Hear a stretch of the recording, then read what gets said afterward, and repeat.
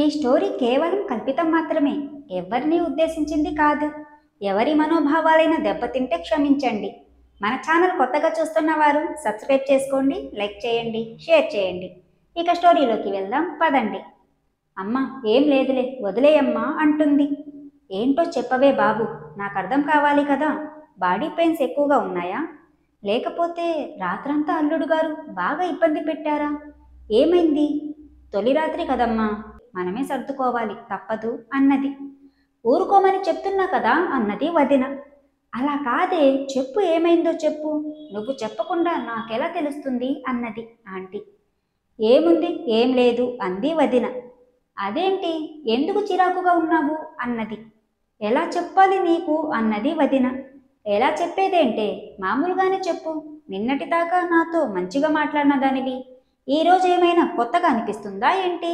అసలేం జరిగింది పూర్తిగా చెప్పవే అని అడుగుతుంది. అమ్మ వాడు వేస్ట్ గాడు అన్నది. తొలిసారి ఎవరికైనా ఫెయిల్ అవుతుంది, అది మామూలే, తర్వాత సెట్ అవుతుంది. అతనికి ఇదే మొదటిసారి అయి ఉంటుంది, తర్వాత సెట్ అవుతాళ్లే అమ్మా అన్నది. అమ్మ చెప్తే నీకు అర్థం కావడం లేదమ్మా, నా బతుకేంటి ఇలా అయింది అని ఏడుస్తుంది వదిన. ఇక ఆంటీకి గుండె పగిలినంత పనైంది. ప్రేమించిన వాణ్ణి దీనికిచ్చి చేసినా సరే దీని బతుకు ఇలా అయిందేంటి అని ఆంటీ కూడా ఏడుస్తుంది. నీకోసం మేమిద్దరం చేయకూడని పని చేశాం. చేయకుండా ఉండాలనుకున్నా కూడా నువ్వు మాకు విడిపోకుండా ఉండాలని చెప్పిన మాట కోసం మేము సంతోషంగా రాత్రి కాపురం చేశాం. కానీ నువ్వేంటి ఇలా అయ్యావు అన్నది ఆంటీ. ఇక ఆంటీ నన్ను పిలిచింది, నేను వెళ్ళాను. ఏమైంది అన్నాను. విషయమంతా చెప్పారు. సరే తొలిసారి కాబట్టి అలా ఉంటుంది, చూద్దాం, దాని గురించి ఏం ఆలోచించకండి అన్నాను. సరే అని వెళ్ళిపోయారు. ఇక ఆ రోజు వదిన్ని దాని మొగుడిని ఇద్దరిని రెడీ చేసి వాళ్ళ ఊరికి పంపించేశాము. ఇక ఆ రోజు రాత్రి నేను ఆంటీ కోసం వెయిటింగ్లో ఉన్నాను. ఆంటీ వచ్చింది, సంతోషంగానే ఉంది. ఇకేముంది, అలవాటైంది కదా అనుకొని ఆంటీ మీద చేయి వేసి కౌగిలించుకున్నాను. వద్దు అన్నది. ఏమైంది ఇంతలో మళ్ళీ అన్నాను. అంటే ఈరోజు వద్దు అన్నది.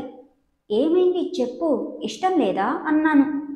అదేం లేదు, ఇష్టమే, ఇద్దరం కలిసి ఉండాలి కూడా అనుకున్నాను. మళ్ళీ ఆ మాటలు ఎందుకు అన్నది. మరి ఇప్పుడేమైంది అన్నాను. మీ వదిన కాపురం సక్రమంగా లేదు, అది సంతోషంగా లేకుండా మనం ఇలా ఉండటం మంచిది కాదు. దాని దగ్గర నుండి మంచి వార్త వచ్చే వరకు మనం కలవకుండా ఉంటే మంచిది. నన్ను అర్థం చేసుకుంటావని అనుకుంటున్నాను, నీకు కావాలంటే కానీ అన్నది.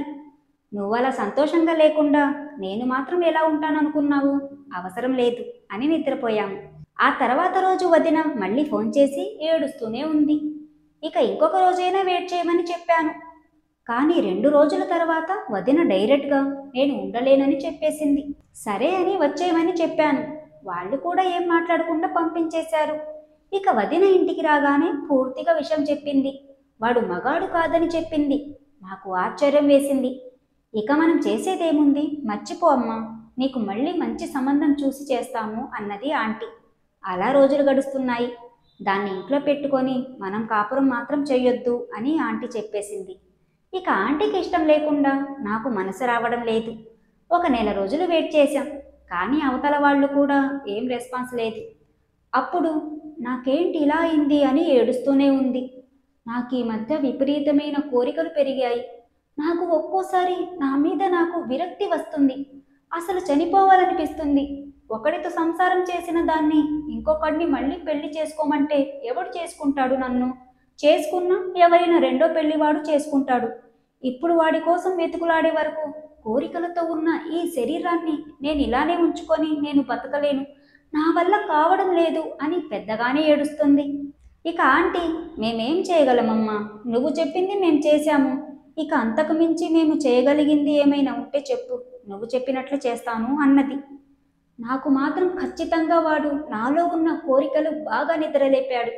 ఆ రాత్రి నన్ను భయంకరంగా సుఖపెడతాడు అని ఆశించాను.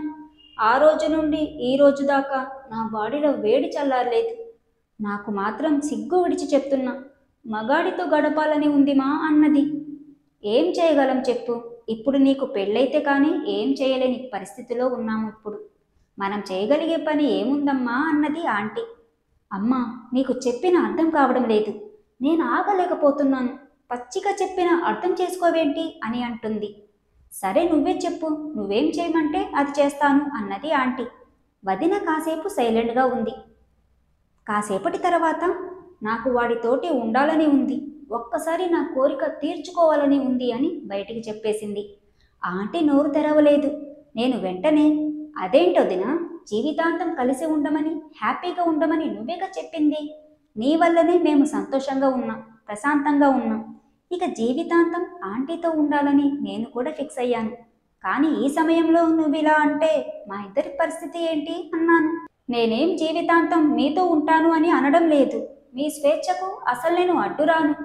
కేవలం ఒక్కసారి నా కోరిక తీర్చుకుంటే నా భారమంతా దిగిపోతుంది. అందుకని నేను ఆలోచిస్తున్నాను, అంతే తప్ప మిమ్మల్ని విడదీయాలని కాదు. మీరిలా ఉంటే నాకు చాలా బాగా నచ్చింది. నిన్ను మరిది అని, అమ్మని అమ్మ అని నేను చూడటం లేదు. మీ ఇద్దరినీ తాళి కట్టిన రోజే అమ్మా నాన్న అని అనుకుంటున్నాను. కానీ నా బాధ కూడా అర్థం చేసుకోండి అని ఏడుస్తుంది. ఆంటీ వెంటనే ఓకే అని చెప్పేసింది. నేను వెంటనే, అదేంటాంటీ అన్నాను. ఏం మాట్లాడకు, మనమిద్దరం అమ్మా నాన్న అని అది ఫిక్స్ అయింది. మనం దానికోసం కనీసం కోరిక తీర్చలేకపోతే చేయగలిగిందేముంది అన్నది ఆంటీ. అది కాదాంటీ, మనమిద్దరం జీవితాంతం కలిసి ఉండాలని అనుకున్నాం అన్నాను. ఖచ్చితంగా ఉందాం, మనమిద్దరం కూడా అనుకున్నాం. ఇప్పుడు అది కోరుతుంది ఒక్కసారి సుఖం చూడాలని. ఒక్కసారే కదా పాపం, దాని బాధని నేను చూడలేకపోతున్నాను. పర్వాలేదు, నేనే పర్మిషన్ ఇస్తున్నాను అన్నది. సరే నీ ఇష్టం అన్నాను. ఇక ఆ రోజు ఇద్దరం ఫిక్స్ అయ్యాం. సరే భోజనం చేశాక అది వస్తుంది. నేను బాధపడతానని నువ్వు మాత్రం అసలు అనుకోవద్దు.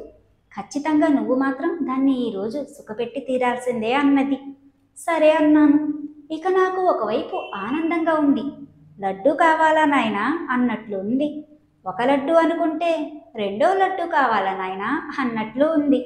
కానీ ఆంటీ బాధపడుతుందేమో అని నేను బాగా ఫీల్ అవుతున్నాను.